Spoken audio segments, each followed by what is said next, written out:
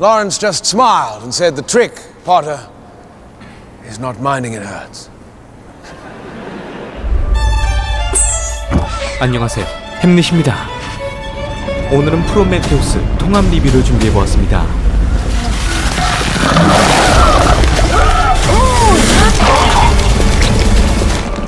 영화 프로메테우스 지금 시작합니다.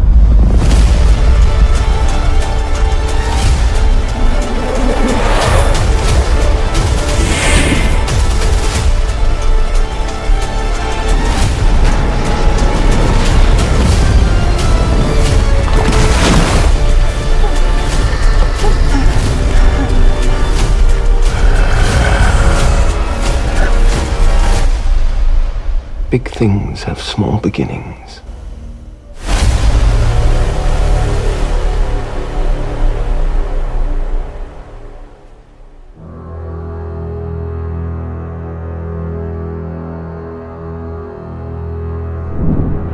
영화 프로메테우스는 인류의 기원을 찾아 우주로 떠난 어리석은 인간들의 이야기를 담고 있습니다. 무엇보다 그 과정 속에 고전 영화 에이리언 속 등장하는 스페이스 자키와 제노모프의 기원 또한 다루게 되면서 영화 팬들을 흥분시킨 작품이기도 하죠. 오늘은 영화 프로메테우스 해석 리뷰의 첫 번째 챕터 여정의 시작을 다루면서 피터 웨이랜드와 AI 데이빗에 대해 다뤄보도록 하겠습니다. 그렇기 때문에 오늘 영상에서는 영화 프로메테우스와 에이리언 시리즈의 스포일러가 포함되어 있으니 감상에 주의하여 주시기 바랍니다. 영화 프로메테우스의 감독 리들리 스콧은 SF의 거장으로 불리지만 그는 프로메테우스를 연출하기 전 단 2편의 SF 영화를 만들었었습니다. 바로 사이버펑크 장르의 교과서라고 불리는 블레이드 러너와 밀폐된 공간 안에서 정체불명의 외계인과 사투를 벌이는 스페이스 호러의 에이리언으로 리들리 스콧 감독은 SF의 거장으로 불리게 되죠. 리들리 스콧 감독이 연출한 블레이드 러너와 에이리언은 지금까지도 수많은 SF 영화들에 영향을 주고 있는 만큼 그 파급력은 가히 말로 표현할 수 없을 정도의 거대한 유산과도 같습니다. 그는 프로메테우스에 등장했던 인류의 조물주, 엔지니어처럼 현대에 만들어지고 있는 사이버펑크와 스페이스 호러 SF 영화 자체에 큰 영감을 준 엔지니어 그 자체라고 말할 수 있습니다. 그만큼 그가 다시 에이리언 시리즈를 부활시키기 위해 돌아왔던 영화 프로메테우스는 리들리 스콧 감독이 연출한다는 그 자체만으로도 영화 팬들을 흥분시켰었죠. Impressive. 영화 프로메테우스는 기존 극장판에서 30분이 추가된 확장판이 나오지 않는 순수한 버전의 편집본만이 존재합니다. 프로메테우스 블루레이 DVD에 수록된 30분가량의 삭제 장면들을 사용해 영화 팬들이 직접 편집한 버전의 팬컷이 존재할 뿐이죠. 블루레이에 수록된 삭제 장면은 기존 극장판 편집본에서 등장하지 않은 흥미로운 장면들로 가득합니다. 제가 준비한 프로메테우스 리뷰는 기존 극장판과 함께 30분가량의 삭제 장면들을 토대로 분석을 진행하였으니 이 점 참고하시기 바랍니다. 영화 프로메테우스의 오프닝 시퀀스는 다양한 고대 지구의 자연 경관을 비추면서 시작합니다. 거대한 우주선과 함께 한 명의 엔지니어 종족이 폭포 근처로 걸어가게 되는데 이곳은 바로 아이슬란드에 위치한 데티포스 폭포에서 촬영이 진행되어졌죠. 데티포스 폭포는 유럽에서 가장 큰 폭포로 유명한 장소이며 대자연의 위험을 느낄 수 있는 공간이기도 합니다. 그러한 멋진 장소를 골라 촬영된 영화 프로메테우스는 인류가 탄생되는 역사적인 공간으로 활용이 됩니다. 여기서 중요한 점이 있다면 프로메테우스 삭제 장면 속에는 한 명의 엔지니어가 아니라 여러 명의 엔지니어가 등장하게 된다는 것이죠. 무엇보다 영화 프로메테우스의 첫 장면은 인류의 탄생 과정을 그렸다는 것인데 리들리 스콧 감독은 천지창조 이야기를 비틀게 되면서 기괴한 인류 탄생 해석을 내놓게 됩니다.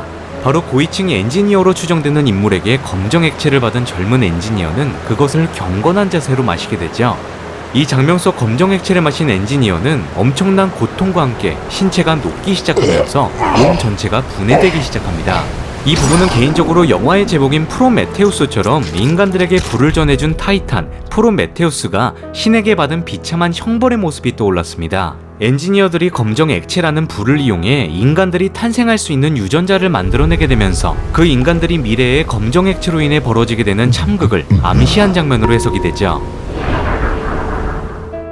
프로메테우스가 좋은 뜻으로 인간들에게 불을 전했지만 독수리에게 간이 쪼아먹히는 고통의 형벌을 받게 된 것처럼 인간들을 위해 검정 액체를 마신 엔지니어의 첫 모습은 비장하면서도 경건했지만 결국은 고통을 호소하며 비참하게 최후를 맞이하게 됩니다. 그렇게 영화 프로메테우스는 신이 만들어낸 천지 창조를 전면적으로 거부하면서 인간들은 외계인의 DNA와 정체불명의 검정 액체로 인해 진화한 존재로 그려내게 됩니다. 무엇보다 프로메테우스는 인류에게 불을 가져다준 인물로 유명하지만 그리스 로마 신화에서 그는 인간을 흙과 물로 빚어 만들어낸 존재이기도 하죠. 그렇기 때문에 영화의 오프닝 장면은 제목 그대로 인간을 만들어낸 프로메테우스에 대한 서사를 리들리 스콧 감독만의 방식으로 재해석한 장면임을 알 수 있는 것입니다.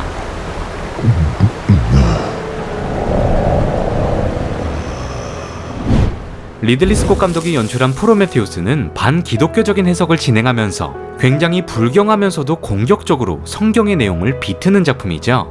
영화 프로메테우스를 이해하기 위해선 어느 정도 성경의 이야기를 알아두시고 재관람을 하신다면 해석을 하시는데 큰 도움이 되실 겁니다. I am a law, only for my kind.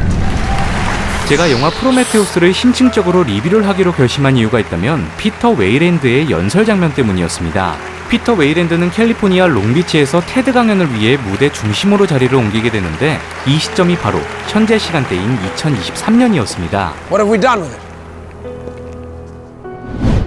2023년을 살아가고 있는 저 햄릿이 2012년 극장에서 보았던 프로메테우스를 조금 더 성숙해진 시점에서 다른 시각과 다양한 정보를 사용해 다시 리뷰를 해보고 싶어졌죠. 피터 웨이랜드의 테드 강연 장면은 영화 프로메테우스 극장판에서 등장하지 않은 보너스 장면입니다. 영화 프로메테우스의 숨겨진 이야기를 담아낸 피터 웨이랜드의 테드 강연은 리들리 스콧 감독의 아들 루크 스콧이 연출한 단편 시퀀스입니다. 루크 스콧이 연출한 영화 프로메테우스의 보너스 장면은 피터 웨이랜드가 어떤 인물인지 짧은 시간 안에 명확히 알 수 있었던 장면이었죠. 피터 웨이랜드는 무대에 서기 전 나는 자신을 따르는 자들에 대한 법일 뿐 모두를 위한 법이 아니라며 독백을 하게 되는데 I am a law, only for my kind. I am no law for all. 이는 바로 독일의 철학자 프레드리히 니체의 저서 차라투스트라는 이렇게 말했다에 등장하는 구절입니다. 니체 자신도 그의 작품들 중에서 명작으로 인정하는 차라투스트라는 이렇게 말했다는 바로 신은 죽었다란 구절이 등장한 인문학적으로 굉장히 유명한 책이기도 하죠. 영화 프로메테우스 속에 등장하는 피터 웨이랜드는 니체가 써내려간 차라투스트라는 이렇게 말했다에 쓰여진 구절을 사용해 강연을 위한 무대에 서기 전 마음을 다잡는 용도로 사용됩니다. 바로 이 장면을 통해 피터 웨이랜드는 어느 정도 니체의 철학적 사상을 따르고 있으며 그가 준비한 테드 강연 속에서도 그 모습이 보여지기도 하였죠. We are the gods now. 피터 웨이랜드의 강연은 그가 가장 좋아하는 영화 이야기로부터 시작합니다. T.E. Lawrence favored pinching a burning match between his fingers to put it out. 아라비아의 로렌스는 데이비드 린 감독이 연출한 아랍의 독립을 위해 용맹하게 맞서 싸운 T.E. 로렌스의 업적을 다룬 작품입니다. 영국의 실제 장교 출신 군인이었던 로렌스는 남들과는 다른 행동과 생각 때문에 괴짜로 불리는 인물이었습니다. 그는 1차 세계대전 당시 분열되어 있던 아랍인들을 대통합시켜 독일과 터키에 맞서 독립을 주도한 아랍의 영웅으로 불리게 되었죠. 영화 아라비아의 로렌스는 컴퓨터 그래픽으로 떡칠된 현대의 영화들과는 달리 모든 장면이 70mm 필름으로 촬영되어 거대한 모래로 뒤덮인 사막의 전경과 대규모 엑스트라의 이동 과정을 섬세하게 담아내어 장면마다 아름다움을 넘어 경이로움을 느낄 수 있는 작품입니다. 요즘 생산되고 있는 공장형 영화들과는 비교 자체가 불가능한 질적으로 굉장히 우수한 작품이기 때문에 영화를 좋아하시는 분들이시라면 꼭 관람해 보시는 것을 추천드립니다. 피터 웨이랜드는 영화 속에 등장하는 로렌스가 성냥개비에 피어오르는 불꽃을 손가락으로 비벼 끄는 장면을 통해 거대한 강연 주제에 대한 핵심을 약간의 위트를 섞어 첫 포문을 열게 되었죠. Lawrence just smiled and said, "The trick, Potter, The trick, William Potter, is not minding that it hurts. is not minding it hurts." 그가 말하고자 하는 강연 주제의 핵심은 바로 기술력이었습니다. Our first true piece of technology, fire. 피터 웨이랜드는 젊은 나이에 과학과 의학 부분에서 노벨상을 수상한 천재 사업가였습니다. 그는 우주개발과 암치료의 선두주자로 이름을 날렸으며 2023년 3월 테드 강연에서는 로봇공학에 대한 자극적인 연설을 시작으로 AI 개발에 본격적으로 착수할 것임을 만인들에게 공표하였죠. 무엇보다 이 시점에서 피터 웨이랜드는 AI 로봇공학의 잠재적 위험성에 대한 우려의 목소리와 싸우고 있음을 확인할 수 있었습니다. How is there a law that states if we build a man from wires and metal? 실제로 테슬라의 일론 머스크는 AI 발전에 대한 명확한 규제가 필요하다는 목소리를 냈었었죠. 그는 고도로 발전된 AI는 인간의 일자리를 빼앗을 것이며 사고의 오판으로 전쟁을 일으킬 수 있다고 주장합니다. 이와 같이 영화 프로메테우스 속에 등장하는 피터 웨이랜드는 AI의 잠재적 위험성을 경고하는 세력과 전면적으로 맞서 싸우겠다는 포부를 테드 강연에서 내비치게 되죠. My name is Peter Wayland, and if you'll indulge me, I'd like to change the world. 그렇게 탄생된 인공지능 로봇이 바로 영화 프로메테우스의 실질적인 주인공 데이빗입니다. 2024년 1월 7일 1세대 안드로이드 로봇 데이빗을 시작으로 여러가지 시행착오와 문제점들을 보완하여 인간과 거의 구분이 불가능한 수준의 데이빗 8세대까지 출시가 됩니다. Hello. 영화 프로메테우스의 속편 에이리언 커버넌트 오프닝 장면이 바로 최상으로 업그레이드된 데이빗 8세대 프로토타입 버전과 피터 웨이랜드가 멸균된 장소에서 대화를 나누는 장면의 시점이 2078년인 것입니다. I am your father. Your son. 데이빗 8세대가 2078년에 개발된 명확한 증거는 영화 프로메테우스 홍보 영상이었던 웨이랜드 기업이 광고를 위해 제작한 생일 축하의 데이빗이란 영상에서 처음으로 언급이 되었죠. I understand human emotions. 그렇기에 영화 에이리언 커버넌트의 오프닝 장면의 정확한 시간대는 2078년으로 해석할 수 있는 것입니다. May I ask you a question, Father? If you created me, who created you? Bring me this tea, David. 시간이 흘러 2089년 10월 스코틀랜드 스카이섬을 조사하고 있던 엘리자베스 휴 박사는 오래된 고대 벽화를 발견하게 되면서 인류 기원에 숨겨진 열쇠를 찾게 되죠. 바로 다양한 장소에서 발견된 벽화와 동일한 별자리를 발견하게 된 것입니다. 이집트 문명과 마야, 수메르, 바빌론, 하와이, 메소포타미아 그리고 스코틀랜드에서 발견된 고대 벽화는 거대한 체구의 인물이 모두 동일한 별자리를 가리키고 있다는 것이죠. 그들은 그렇게 다양한 벽화에서 동일하게 그려진 별자리를 유추하여 생명체가 살 수 있는 유일한 행성 LV-223을 찾아내게 된 것입니다. So you're saying we're here because of a map you two kids found in a cave? 여기서 중요한 점이 있다면 영화 프로메테우스 속 인종이 다양한 각 분야의 전문가들은 그저 우주의 수많은 별자리의 위치를 추적해 떠나게 된다는 것입니다. 이 모습은 성경 속 하늘에 떠있는 별자리를 따라간 동방 박사들이 예수의 탄생을 목격한 이야기와 유사한 것을 알 수 있죠. 이 해석이 가능한 이유는 영화 프로메테우스 속 에이리언 버전의 불경한 예수가 탄생하기 때문입니다.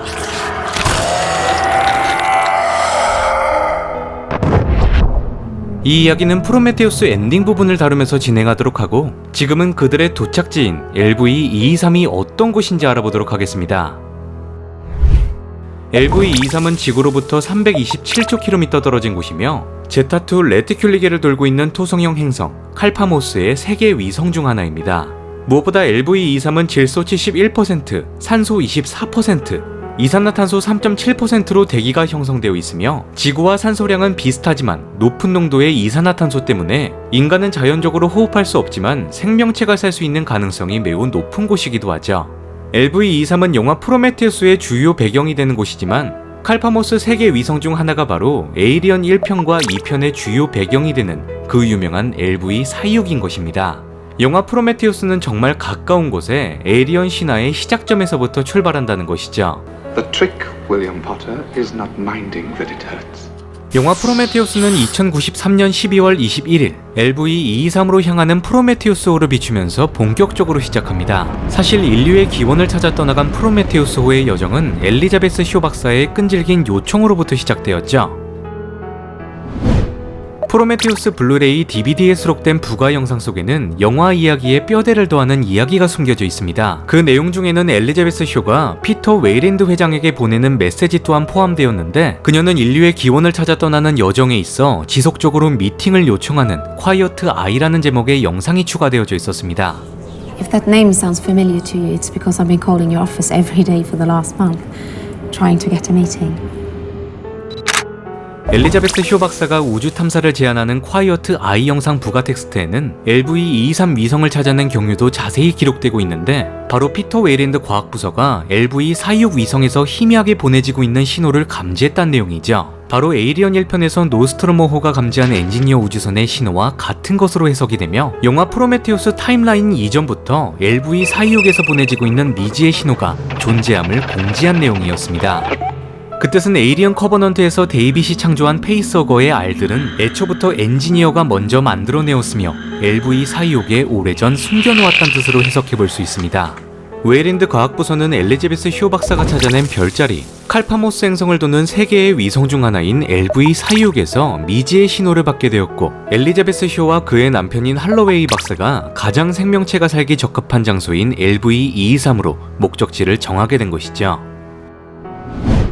무엇보다 프로메테우스 블루레이 DVD에 수록된 텍스트 화면 속에는 LV-426에서 전파되고 있던 신호는 오직 8세대 안드로이드 데이빗만 알고 있으며 다른 승무원들에게는 비밀로 유지할 것임이 표기되어져 있습니다. 아무래도 LV-223에서 프로메테우스 임무가 성공적으로 마무리되었다면 그 다음으로 탐사하게 될 장소가 LV-426이었음을 암시한 내용이기도 하죠. 이 기밀 텍스트는 피터 웨이랜드가 직접 ECIU 이진법 프로그램을 개발한 유타니 기업에게 쓴 메일 기록이었습니다.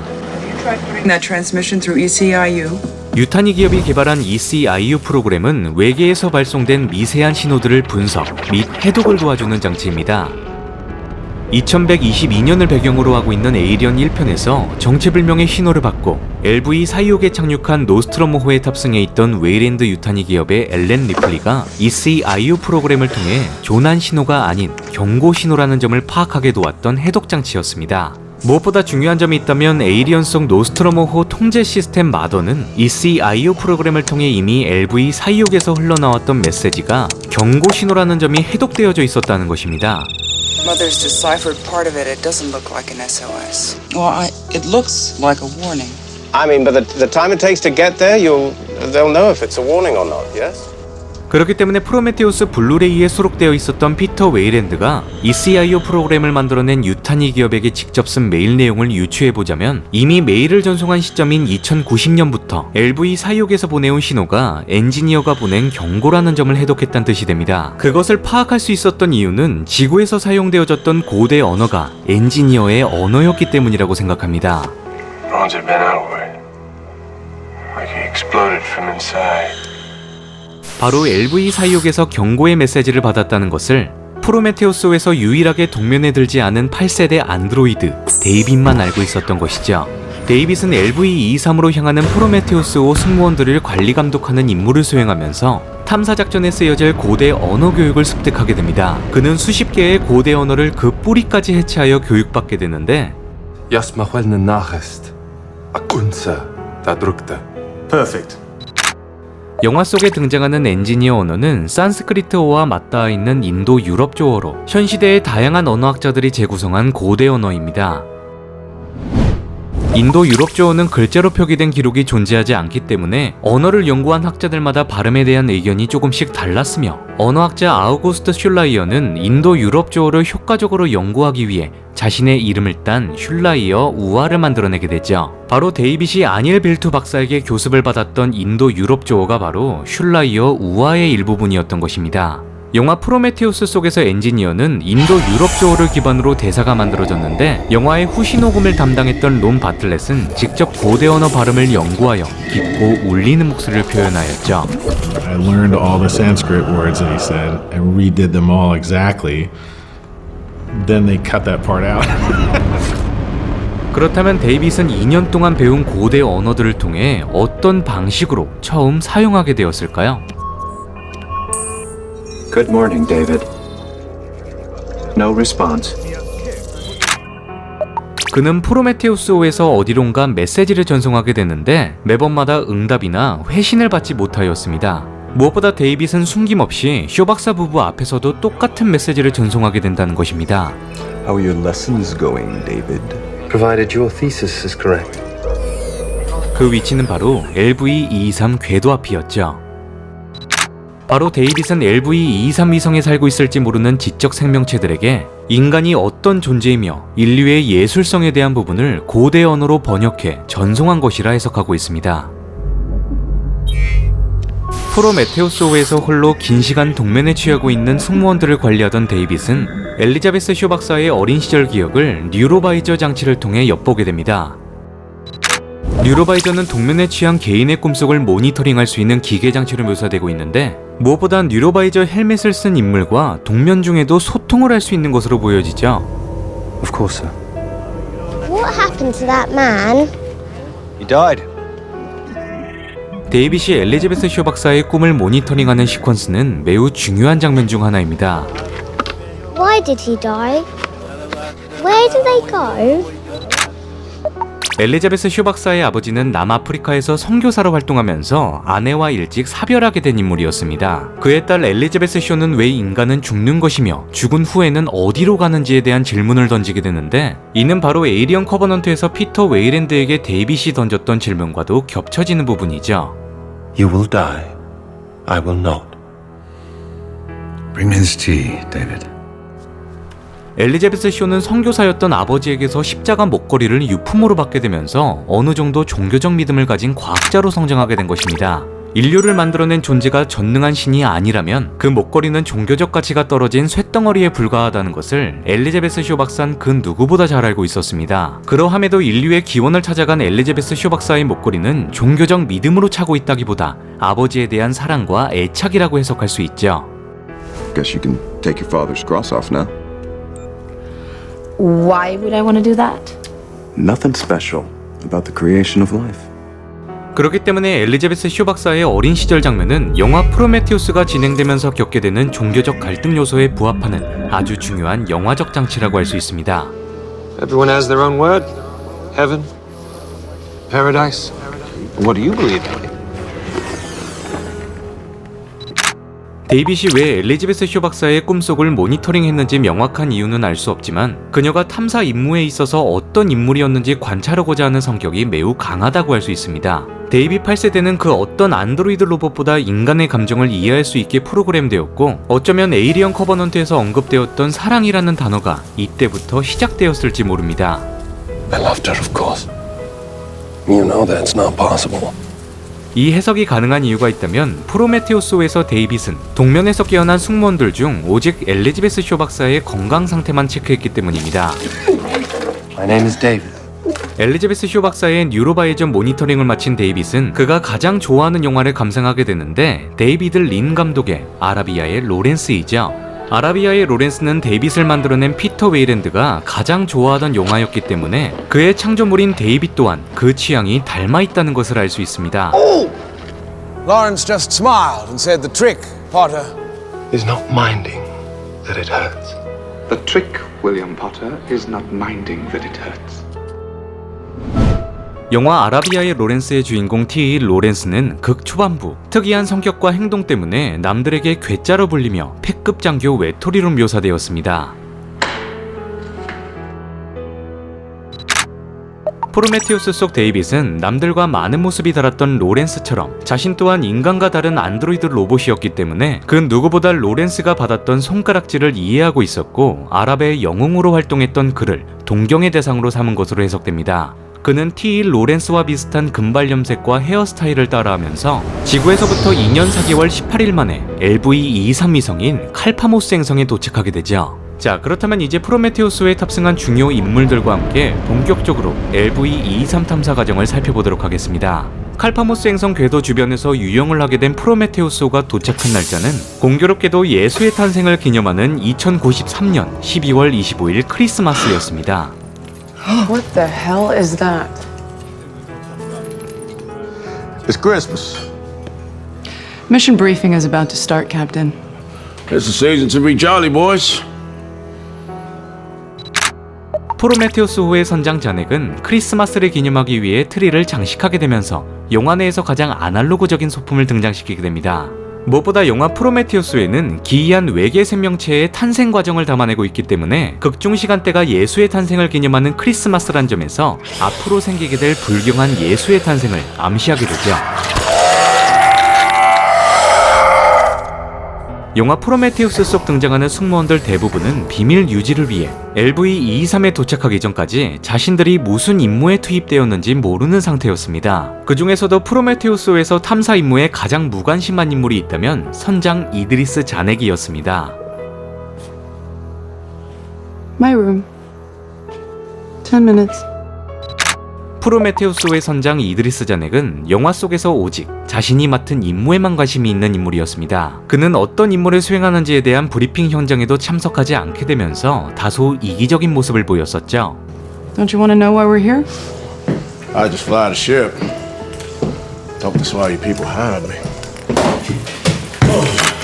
하지만 캡틴 자넥은 영화 프로메테우스 속 LV-223 위성에서 벌어지고 있는 사태에 대해서 가장 핵심적으로 파악한 인물이기도 하며 관객들에게 어떤 상황이 벌어지고 있는지 명확히 설명해주는 캐릭터이기도 합니다. Those engineers, this ain't their home. It's an installation. 그가 이런 상황을 정확히 파악할 수 있었던 이유는 무엇이었을까요? 프로메테우스 DVD에 수록된 삭제 장면 속에는 캡틴 자넥에 대한 과거 시절이 언급되었습니다. 그는 웨이랜드 기업에서 일하기 전 군인 출신 조종사로 활동하였는데 무엇보다 그는 요르단 기지에서 군 복무 도중 막사 안에 있는 비밀 실험실 안에서 괴상한 생명체를 만드는 과정 속 큰 사고가 발생하게 되고 결국 핵폭탄이 실린 비행선을 조종하게 된 캡틴 자넥은 1100명의 사상자를 내는 임무를 수행하게 되었죠.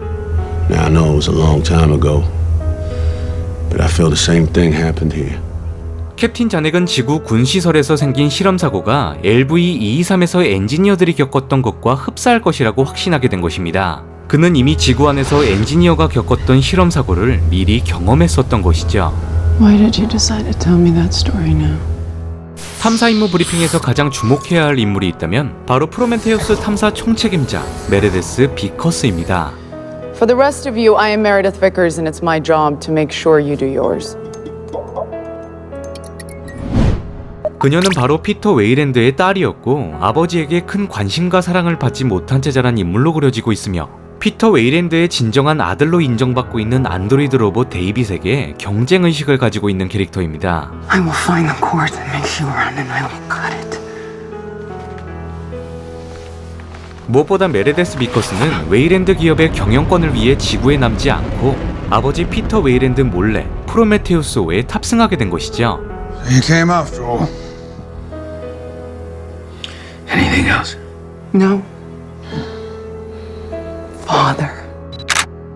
그녀는 아버지의 마지막이 될 수 있는 기나긴 여정 속에 탐사 임무 총책임자로 동승하게 되면서 피터 웨이랜드에게 진정한 자식으로 인정받고자 합니다. 영화 프로메테우스에서 일부 팬들에게 지적받은 요소가 있었는데 바로 에이리언 1편의 노스트로모호보다 더 진보된 기술력으로 만들어진 프로메테우스호 그 자체였습니다. 무엇보다 노스트로모호가 등장하는 에이리언 1편은 프로메테우스 시점보다 29년 뒤를 배경으로 하기 때문에 프로메테우스보다 디자인적으로나 기술력 면에서 떨어진다는 지적이 있었죠. 이 비판적 요소는 어느 정도 일리가 있는 지적이지만 노스트로모호와 프로메테우스호는 서로 목적 자체가 다른 우주선들입니다. 프로메테우스호는 기업의 회장인 피터 웨이랜드 전용 우주선이기 때문에 최상의 기술력으로 만들어진 최첨단 탐사선입니다. 일종의 우주 속 펜트하우스라고 생각하면 쉬운데 웨이랜드 회장이 탑승하는 우주선답게 모든 물품들이 최고급으로 배치되어 있죠. 그 정점에 있는 공간은 바로 메레데스 비커스가 주로 거주하고 있는 곳입니다.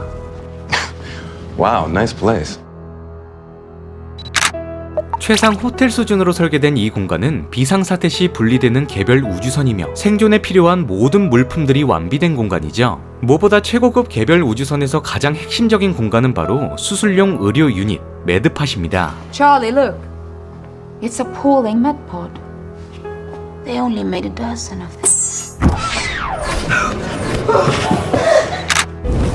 매드팟은 수술 대상이 자동화 시스템된 기계장치로 직접 응급수술을 진행할 수 있게 도와주는 의료기기인데 FDA의 승인으로 단 12개 제작된 한정판 수술 장비는 오직 남성을 위해 개발되었다는 것입니다. 이러한 한정판 남성 전용 긴급수술 장비가 프로메테우스호에 탑재되어 있다는 것으로 죽음을 앞두고 있던 피터 웨이랜드가 우주선에서 동면에 취하고 있다는 것을 암시하는 부분이었죠. It does bypass surgery. What do you need it for? 반면에 에이리언 1편 속에 등장하는 노스트로모호는 하층 계급원들이 탑승하는 광석 광물을 위해 제작된 노동 우주선이었습니다. 원래 노스트로모호는 순양함으로 쓰여졌었는데 연식이 오래되면서 웨이랜드 유타니 기업이 예인선으로 개조하여 사용하게 되었죠. 쉽게 말해서 중고 제품을 개조해서 사용하는 만큼 값싼 노동계층 우주선인 것입니다.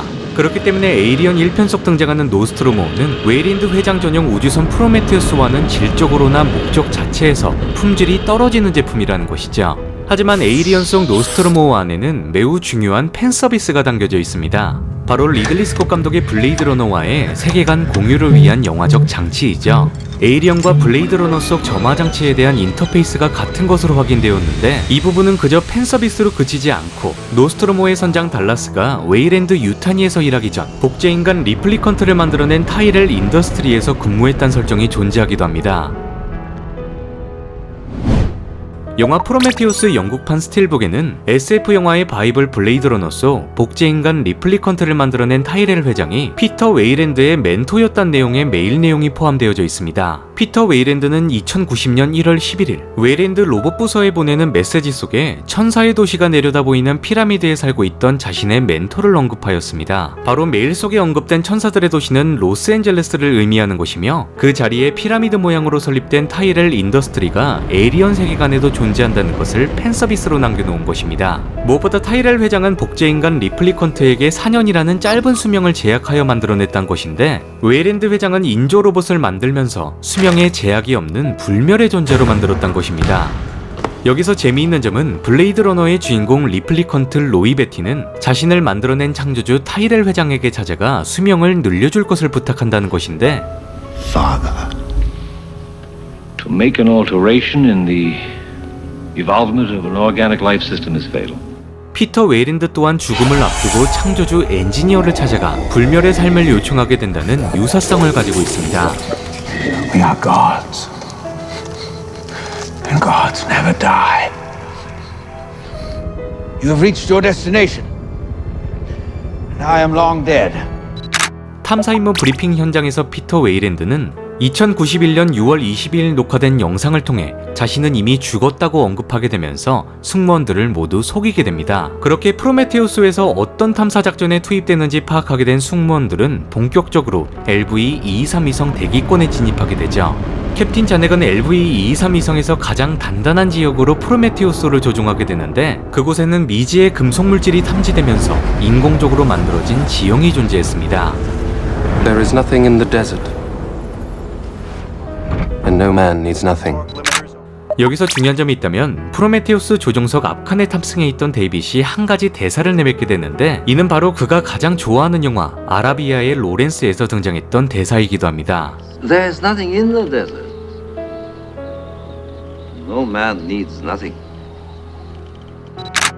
T.E. 로렌스가 영국 군인임에도 불구하고 상관의 명령을 따르지 않는 모습을 보게 된 페이살 왕자는 로렌스에게 아랍인들이 사막을 싫어하는 이유에 대해 말해주는 장면이기도 하죠. What was that? Just something from a film I like. 무엇보다 데이빗이 사막에는 아무것도 없다고 내뱉은 아라비아의 로렌스의 대사는 그의 창조주인 피터 웨이랜드 또한 좋아했던 대사였기 때문에 영화 후반부 그 대사에 대한 진정한 의미를 파악하는 장면 또한 등장하면서 앞으로 있을 비극을 암시하게 되는 대사로 해석됩니다. I know. 자, 그렇게 LV-223 위성에 도착한 프로메테우스 외에는 무슨 일이 벌어지게 될까요? Big things have small beginnings. LV-223 위성 안에서 인공적으로 만들어진 건축물을 발견하게 된 프로메테우스 승무원들은 모두 숨죽이며 거대한 위험에 압도당하게 되죠. 그들이 도착한 날은 크리스마스였기 때문에 설레는 마음으로 선물 상자를 뜯어야만 했습니다. 여기서 중요한 점이 있다면 프로메테우스 승무원들은 LV-223에서 자연적으로 숨을 쉴 수 없었기 때문에 특수 제작된 우주복을 착용하게 되죠. 영화 중반부 엔지니어 종족 또한 그들만의 우주복을 진열한 모습을 보여주게 되면서 그들 또한 인간과 똑같이 자연스러운 호흡을 위해 우주복을 착용한다는 점에서 불멸의 존재가 아님을 암시하게 됩니다. David, why are you wearing a suit, man? Because you people are more comfortable interacting with your own kind. 무엇보다 프로메테우스 승무원들이 착용한 우주복에는 다양한 카메라 장치가 부착되어 있기 때문에 탐사 기록에 대한 성질도 매우 강하다고 할 수 있습니다. Affirmative. We see it. 우주복을 착용한 할러웨이 박사는 엘리자베스 쇼에게 우주 탐사 역사상 가장 유명한 명언을 내뱉게 되는데 Hey, this is just one small step for mankind. 이는 바로 인류 최초로 달에 착륙했던 닐 암스트롱이 말했던 것이었죠. That's one small step for man, one giant leap for mankind. 프로메테우스 대원들은 엄청난 크기의 차량으로 이동하게 되는데 이 차량은 RT 시리즈 로보로 불려지고 있습니다. 로버는 웨이랜드 기업이 생산한 장갑 차량이면서 위험한 탐사 작전을 위해 최대 2000도 이상의 고열을 견딜 수 있게 제작되었습니다.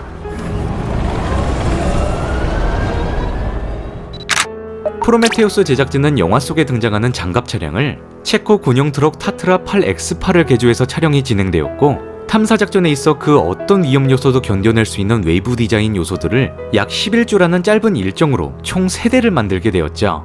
탐사 차량 로버를 타고 엔지니어가 만들어낸 건축물에 접근하게 된 프로메테우스 대원들은 인류의 기원이라는 진실 앞에 한 발짝 더 가까이 접근하게 됩니다. 스산한 분위기에 건물 내부로 진입하게 된 프로메테우스 대원들은 잠시 자리에서 멈추게 되는데, 이는 바로 지질학자 션 파이필드가 거대한 동굴안을 더욱더 효과적으로 탐사하기 위해 매핑을 시작하게 되죠.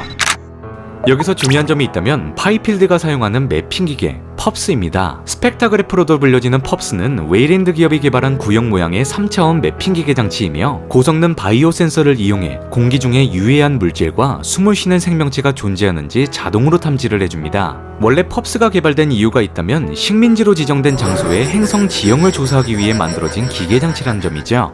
그만큼 션 파이필드의 전용 강아지 펍스는 엔지니어가 만들어낸 거대한 공간을 빠른 시간 내에 탐색하면서 현장 조사에 큰 공을 세우는 기계이기도 합니다. 프로메테우스 속에 등장하는 3차원 매핑 기계 펍스에서 뿜어져 나오는 특유의 빨간 색감은 영화의 분위기를 더욱 공포스럽게 더해주는 영화적 장치로 활용이 되는데, 무엇보다 펍스는 엔지니어가 인공적으로 만들어 놓은 공간이 지구의 공기보다 더 깨끗하다는 사실을 파악하게 되죠. Jesus. Sunlight's heating the water. Check out the humidity. 여기서 중요한 점이 있다면 할로웨이 박사의 돌발적인 행동이었습니다. 할로웨이 박사는 어떤 위험이 있을지 모르는 공간 안에서 공기가 깨끗하다는 이유로 우주복 헬멧을 벗게 되는데, 수많은 관객들은 그의 돌발적인 행동에 대해 비판의 목소리가 존재했습니다. 분명히 일리가 있는 지적이지만 할로웨이 박사의 돌발적인 행동으로 인해 매우 중요한 정보를 알 수 있었는데, 엔지니어들은 인간처럼 공기를 호흡해야만 하는 존재라는 것이죠. 영화 후반부 프로메테우스 대원들이 있었던 공간이 엔지니어의 우주선이란 사실이 밝혀지게 되면서 프로메테우스와 노스트로모와 같이 인간들처럼 우주선 내부에 안정적인 공기를 만들어내고 있었던 것이었습니다. 무엇보다 중요한 점이 있다면 영화 오프닝 장소에서 고대 엔지니어가 다른 생명을 창조하기 위해 지구에 찾아온 것도 그들이 자연적으로 호흡할 수 있는 최적의 장소이기 때문이었죠.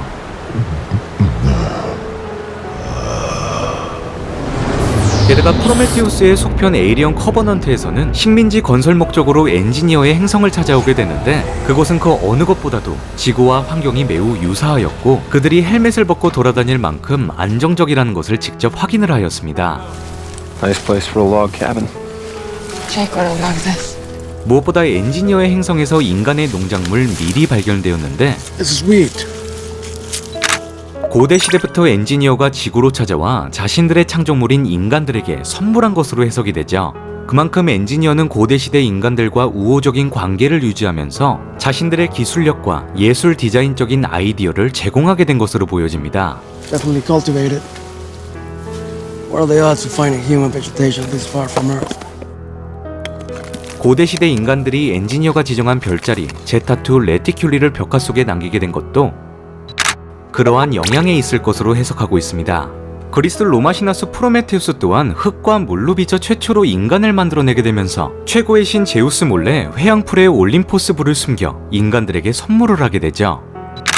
고대 인간들과 엔지니어의 관계가 왜 틀어지게 되었는지 명확한 이유가 밝혀진 게 없지만, 그리스 로마 신화 속 제우스처럼 프로메테우스가 가장 사랑했던 인간들을 섬멸시킬 어떠한 사건이 있었을 것으로 보여집니다.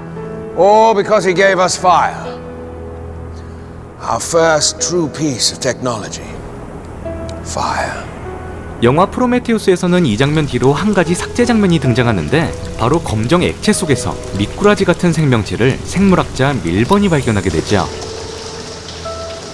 Our first alien. 그는 수많은 행성에서 생물학 탐사 임무를 수행했었고 그 어떤 곳에서도 박테리아보다 더 큰 생명체는 발견되지 못했다고 언급하게 됩니다. 그만큼 그가 발견한 작은 생명체를 통해 알 수 있는 점은 정체불명의 검정 액체 속에서 발견되었다는 것과 생물학자 밀번이 생명체 발견에 있어서 어린 아이같이 좋아했다는 것이죠. 이 점은 영화 후반부 뱀처럼 생긴 해머피드를 만지려고 했던 것에 대한 일종의 개연성을 추가해주는 삭제 장면으로 해석이 됩니다. 엔지니어가 만들어낸 미지의 공간에서 AI 로봇 데이빗이 지금까지 공부해온 지구 고대 언어를 기초로 무언가를 작동시키게 되죠. 바로 엔지니어의 우주선에 무슨 일이 있었는지 보여주는 일종의 감시 카메라를 작동시키게 되는데, 엔지니어로 추정되는 인물들은 무언가를 피해 도망치고 있었습니다.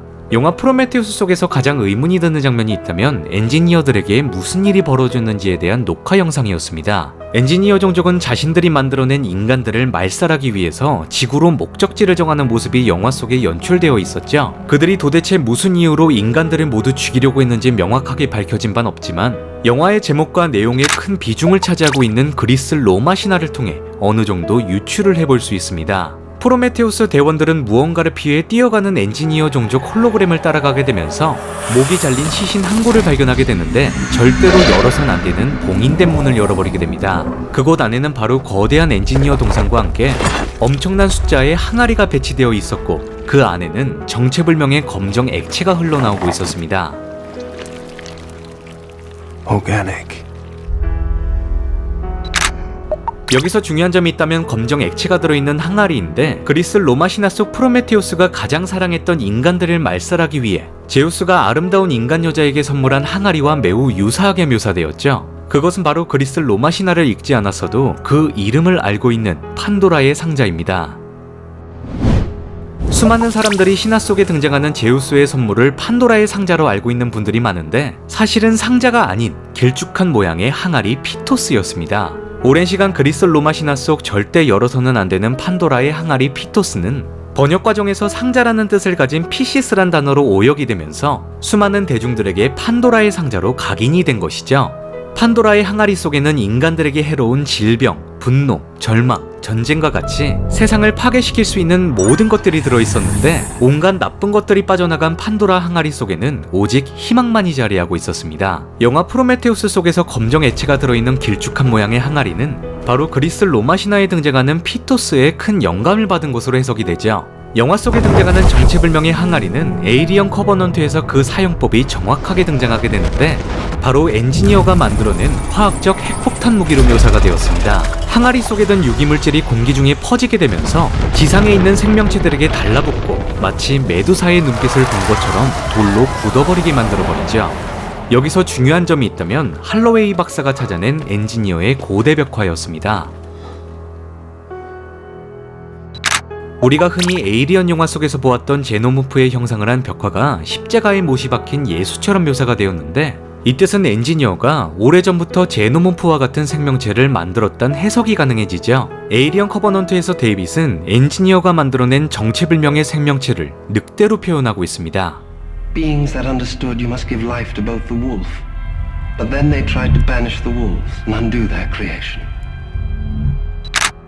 프로메테우스호 승무원들이 LV-223 위성을 찾아낼 수 있었던 것도 칼파모스 세계 위성 중 하나인 LV-426에서 흘러나오는 미세 신호를 받아냈기 때문이었는데, 그 뜻은 아주 오래전부터 엔지니어 우주선에 페이서거 알들이 존재했던 것으로 해석이 됩니다.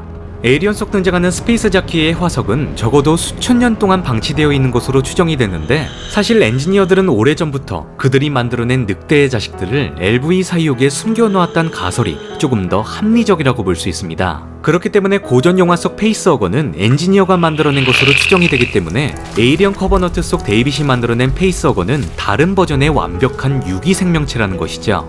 You still don't understand what you're dealing with, do you?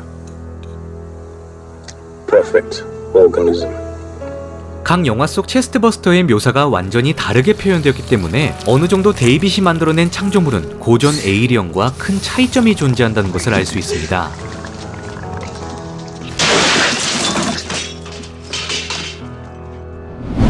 그것을 명확히 하고 있는 내용은 에이리언 커버넌트 DVD에 수록된 데이빗의 실험 영상 속 이야기 때문이었습니다.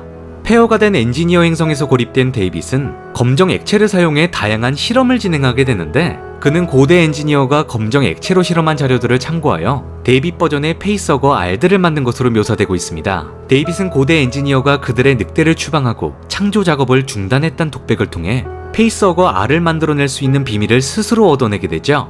바로 항아리 속에 들어있던 물질은 유기체처럼 살아있었고 그 시작은 에이리언 커버넌트에 등장했던 작은 식물에서부터 시작된 것으로 추정되고 있습니다.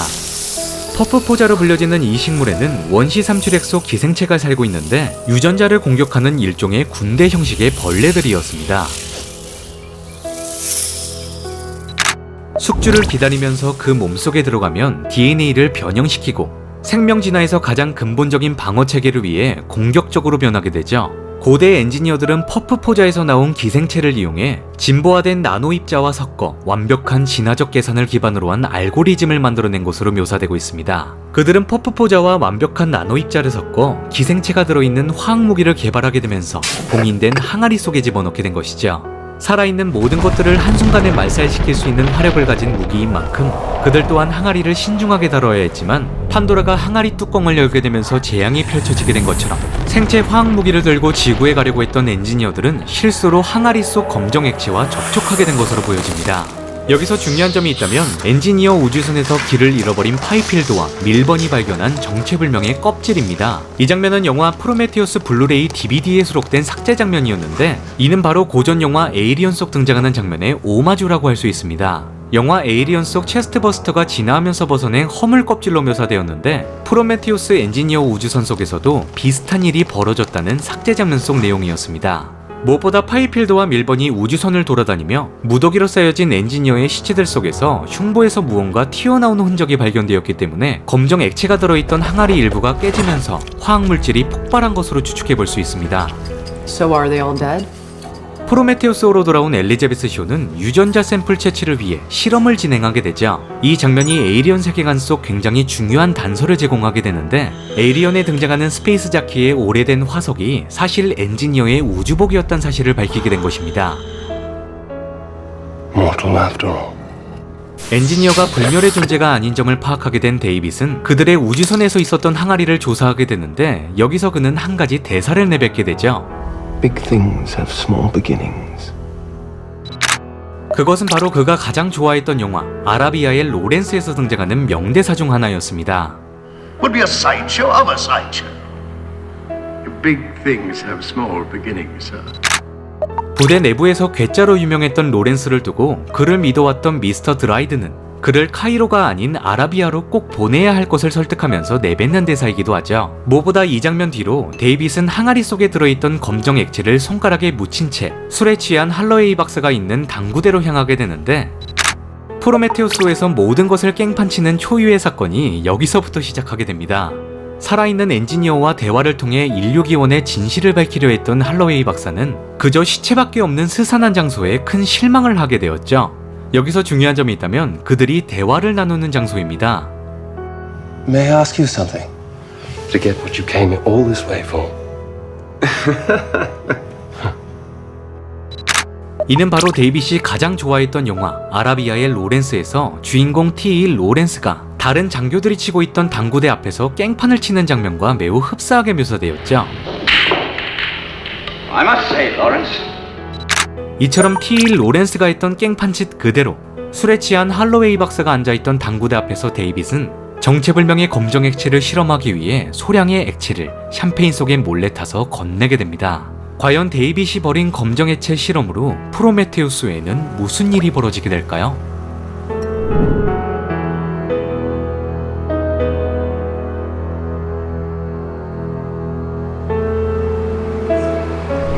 자, 지금까지 영화 프로메테우스 3부 창조주의 죽음을 다뤄보았습니다. 프로메테우스 해석 리뷰 4부는 생명체의 진화를 다루면서 데이빗의 만행을 고발해보도록 하죠. 영상이 마음에 드셨던 분들은 구독과 좋아요를 눌러주시면 영상을 만드는 데 큰 도움이 됩니다. 영화 프로메테우스 이상 햄릿이었습니다.